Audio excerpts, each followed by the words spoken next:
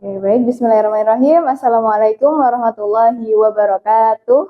Waalaikumsalam warahmatullahi wabarakatuh. Ya, bagaimana kabar anak-anak hari ini? Alhamdulillah, luar biasa. Allahu Akbar. Masya Allah, semangat semuanya ya. Siap untuk menerima pelajaran kita hari ini? Siap. Oke anak-anak, sebelum kita mulai ke pelajaran, kita berdoa dulu ya. Dengan membaca doa sebelum belajar bersama-sama. 1, 2. Raditu billahi rabba wa bil islami dina wa bi muhammadin nabiyyan wa rasulah.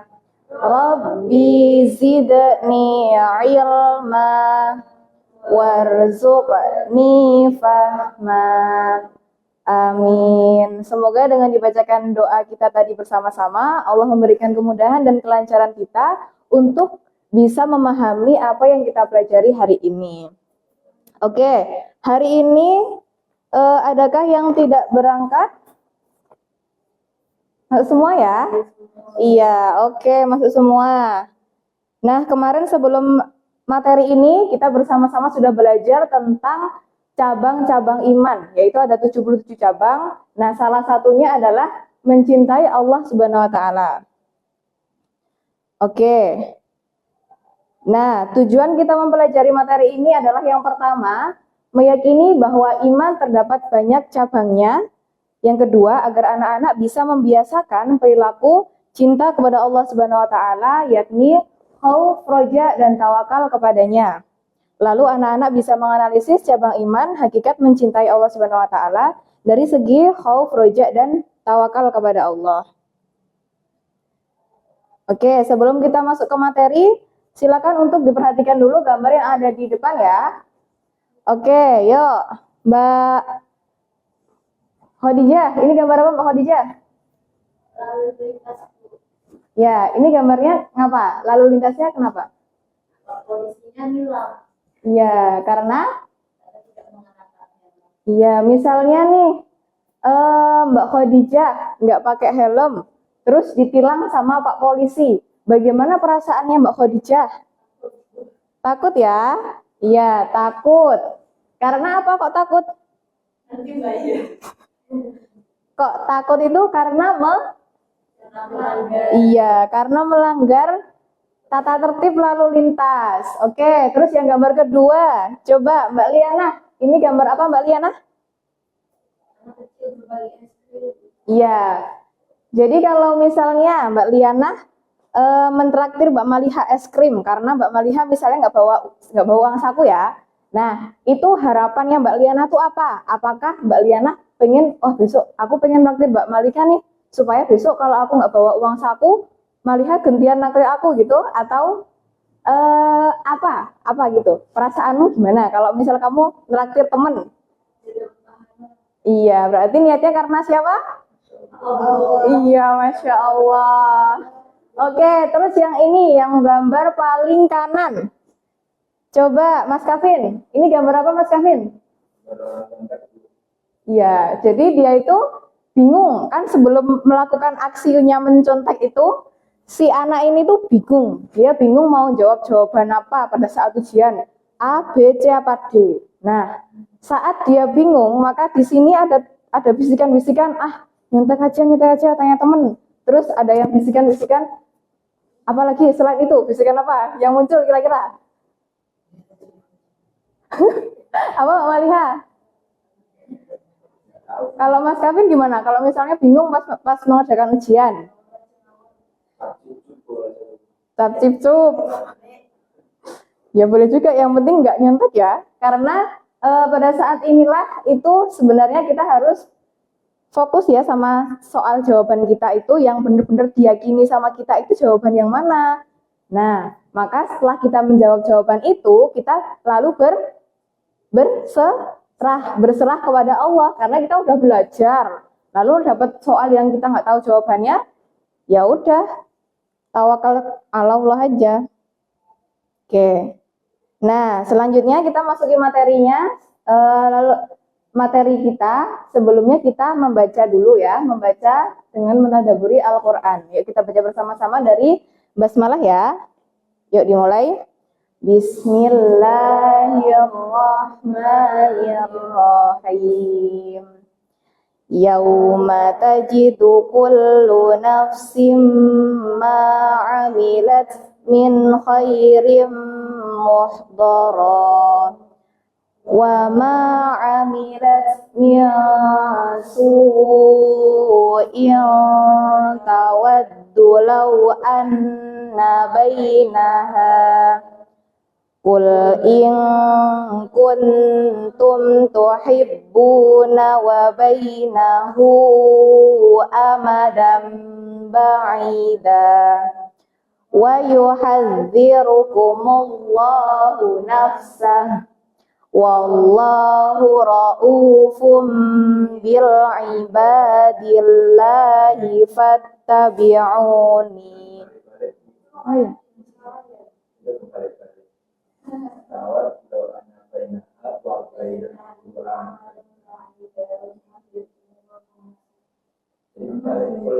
Oh iya.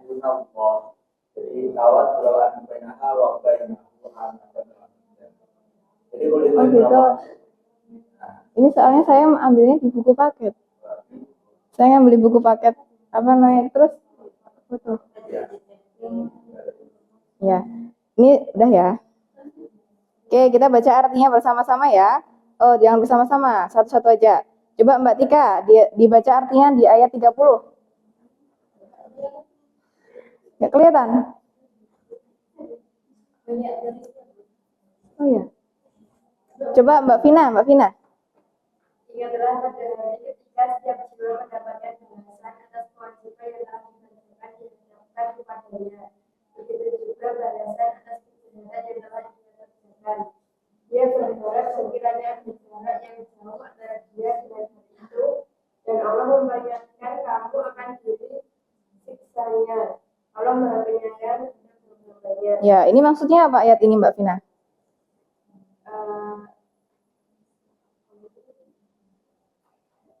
Setiap perbuatan, ya ada balasan yang baik dan buruk.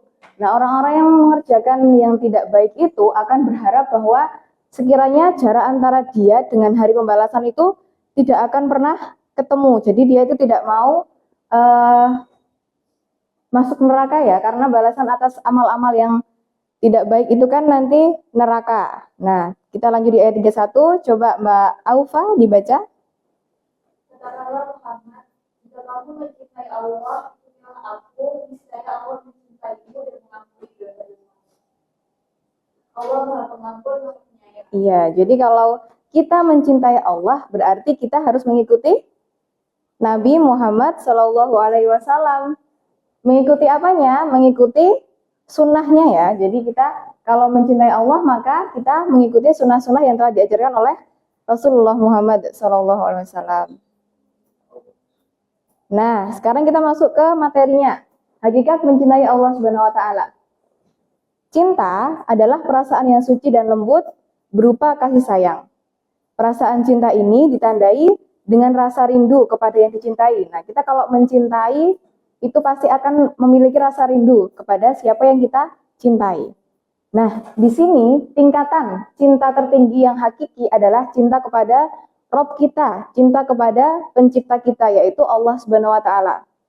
Cinta kepada Allah atau mahabbatullah berarti menempatkan Allah pada hati kita. Cinta merupakan unsur penting dalam melakukan sebuah ibadah. Jadi kalau kita melaksanakan ibadah itu harus disertai dengan rasa cinta kepada Allah, yaitu menimbulkan rasa khauf, roja, dan tawakal kepada Allah. Nah, lalu pertanyaannya, bagaimana sih rasa cinta itu bisa tumbuh dalam diri kita? Rasa cinta pada Allah itu gimana kok bisa tumbuh dalam diri kita? Gimana? Coba Mbak Maliha. Gimana rasa cinta itu tumbuh dalam diri kita?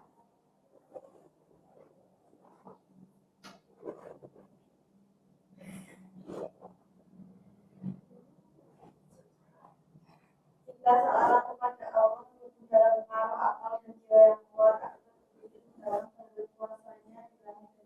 Iya, jadi cinta itu akan tumbuh dalam pengaruh akal dan jiwa. Nah, gimana sih kok akal dan jiwa itu bisa terpengaruh oleh cinta pada Allah? Semakin besar, itu semakin kuat cinta itu dengan merenungkan ayat-ayat Al-Quran dan membiasakan diri ya. Jadi kalau kita ingin menumbuhkan rasa cinta pada Allah itu, kita membiasakan diri untuk merenungkan ayat-ayat Al-Quran.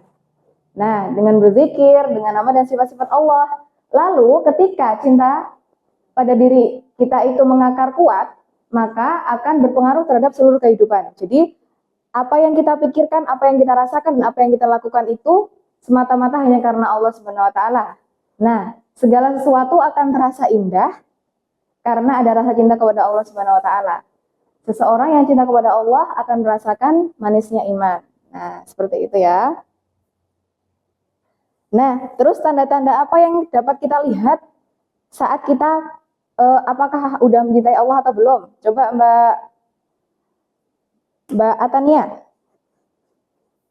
Mencintai Rasulullah SAW, Ya. mencintai Al-Quran, menjauhi perbuatan dosa, menggunakan perkara yang dicintai Allah SWT, tak gentar menghadapi binatang. Iya, Masya Allah. Lalu, caranya gimana biar kita meningkatkan rasa cinta itu? Kan kita sudah mencintai Allah. Nah, kalau cinta itu kan kadang naik turun ya, kadar keimanan kan kadang naik turun. Gimana agar kita bisa on the track atau mungkin naik, rasa cinta kita itu naik. Nah, gimana? Coba Mbak Liana. Yang pertama dengan cara kita memahami besarnya cinta Allah kepada hambanya. Yang kedua senantiasa membersihkan hatinya. Yang ketiga, mempelajari ilmu agama secara mendalam. Oh iya, bagus. Jadi kalau kita sudah belajar di kelas ini, anak-anak jangan stop di sini belajar agamanya, tapi di luar juga mengembangkan dengan mengikuti kajian-kajian atau mendengarkan ceramah-ceramah ustadz-ustadz yang sesuai dengan ajaran Allah. Oke, sekarang anak-anak, setelah kita menyimak tadi materi yang sudah kita pelajari bersama-sama, silahkan sebutkan satu perilaku yang mencerminkan rasa cinta pada Allah. Satu aja ya. Setiap anak menyebutkan satu, nanti ibu tunjuk. Oke, ibu kasih waktu 1 menit ya. Perilaku ini adalah yang biasa kalian lakukan, yang mencerminkan bahwa kalian itu cinta sama Allah.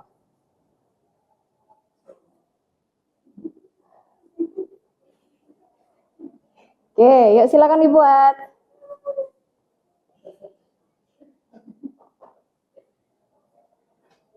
Sudah? Sudah ya? Oke, sudah. Coba Mbak Tika sebutkan perilakumu yang menunjukkan kamu cinta pada Allah. Iya, Masya Allah. Jadi kita harus menanamkan sifat jujur itu dalam diri kita ya Mbak Tika ya. Oke, coba Mbak Syifa. Apa Mbak Syifa? Iya, kenapa kita sholat tepat waktu? Bukan karena cinta sama Allah, kamu pengen segera bertemu dengan apa yang kamu cintai. Oke, bagus ya. Coba Mbak Ami, apa Mbak Ami? Memperbanyak sholat sunnah. Iya. Dan seorang atau apapun yang kita kan ingin selalu bertemu. Iya, bagus. Masya Allah, sudah tertanam ya dalam hati kalian cinta pada Allah. Oke, selanjutnya. Nah, ini ada proyek siswa yang kalian kerjakan di rumah ya. Nah, yaitu kalian membuat kelompok terdiri atas 6 teman. Jadi terdiri atas 6 siswa. Lalu membuat boleh podcast, film pendek, lagu, narasi digital. Nah, itu pilih salah satu yang mengandung makna cinta pada Allah Subhanahu wa taala. Lalu kalian menganalisis tuh apa yang kalian buat. Nah, dianalisis misalnya pas di podcast ini, nah kata-kata ini, oh ini mencerminkan sifat roja gitu misalnya. Nah, lalu diupload ke sosial media dan linknya dikirim ke Google Form yang Ibu sediakan ya. Oke, dengan tugas ini kita lihat dulu contohnya. Contoh karya ya yang mencerminkan kita cinta pada Allah. Oke, ini speakernya oke ya?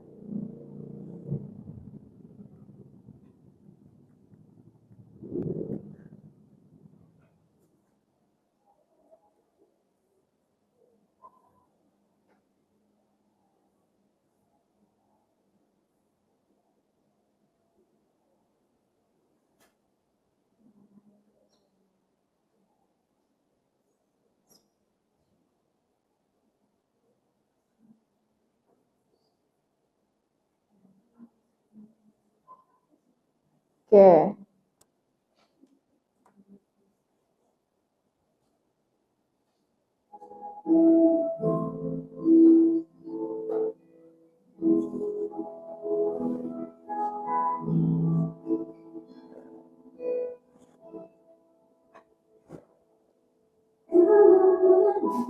Nah, ini salah satu nanti bisa dianalisis.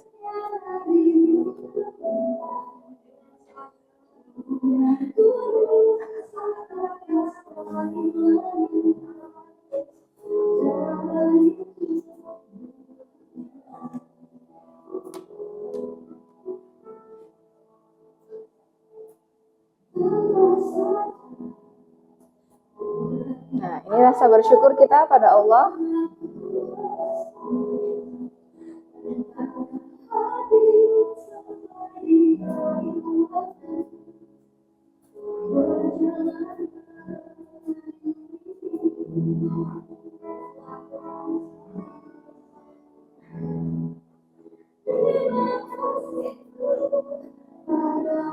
Tuhanku, tak mungkin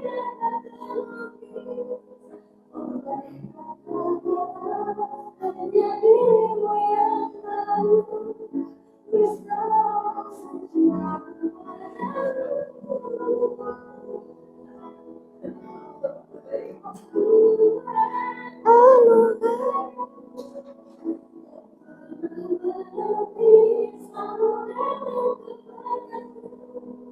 Tuhan semesta alam dan satu janji.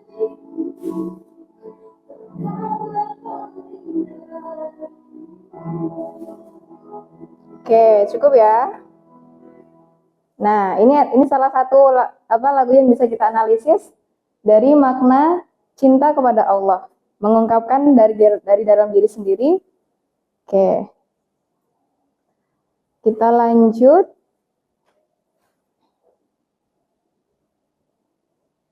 Oke, sebelum kita tutup, ada yang mau membacakan kata-kata ini? Coba Mbak Khadijah.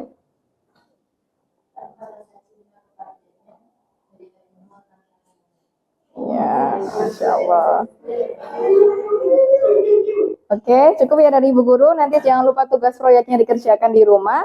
Selamat berproses untuk menjadi lebih baik. Wassalamualaikum warahmatullahi wabarakatuh. Waalaikumsalam warahmatullahi wabarakatuh. Sama-sama.